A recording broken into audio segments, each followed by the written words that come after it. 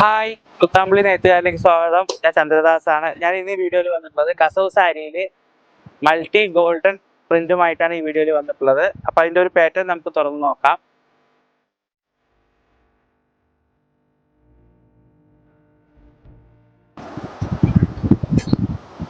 ഇതാണ് ഇതിൻ്റെ പല്ലൂര് വരുന്ന ഡിസൈൻ.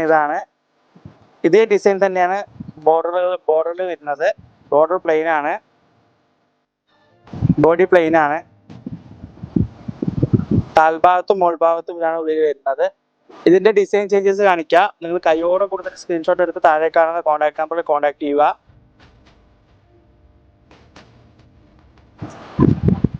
അടിപൊളി ഡിസൈൻ ആണ്.